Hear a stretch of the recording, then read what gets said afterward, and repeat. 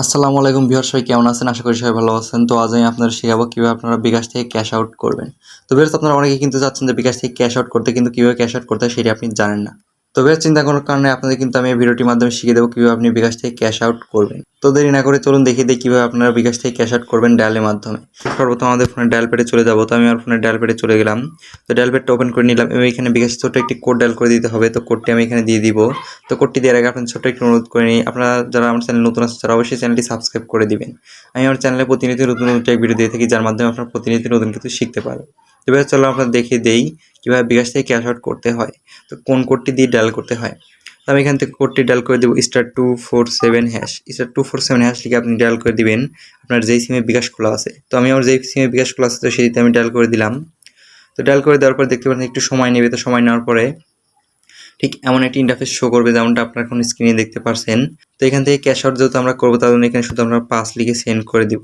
তো 5 লিখে সেন্ড করে দেওয়ার পরে এখানে দেখতে পাচ্ছেন যে ঠিক এমন একটি ইন্টারফেস শো করছে। তো এখান থেকে আমরা যেহেতু এজেন্ট থেকে ক্যাশ আউট করবো, তার জন্য এখানে শুধু আপনারা 1 লিখে সেন্ড করে দিবেন।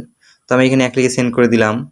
তো 1 লিখে সেন্ড করে দেওয়ার পরে দেখতে পাচ্ছেন ঠিক এমন একটি ইন্টারফেস। তো এখান থেকে আমাদের বিকাশের যে অ্যাকাউন্টটা নাম্বারটা আছে সেই নাম্বারটা এখানে দিয়ে দিতে হবে। তো আমি আমার নাম্বারটা এখানে দিয়ে দিলাম। তো আপনারা এখানে আপনাদের নাম্বারটা দিয়ে দিবেন। তো নাম্বারটা দেওয়ার পর এখানে শুধু সেন্ডের উপর ট্যাপ করে দিবেন।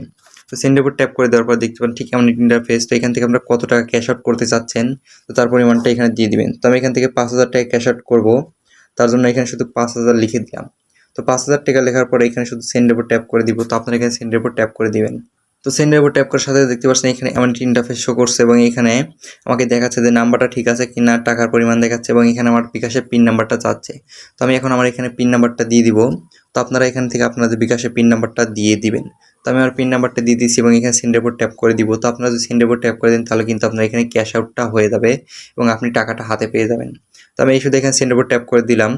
তো সেন্ডের ট্যাপ করার সাথে কিন্তু আপনারা এই যে এজেন্টের নাম্বারটা দিয়েছেন তো সেই এজেন্টের নাম্বারে কিন্তু টাকাটা চলে যাবে এবং এজেন্ট কিন্তু আপনাকে আপনার হাতে টাকাটা দিয়ে দিবে এবং আপনি হাতে টাকাটা পেয়ে যাবেন।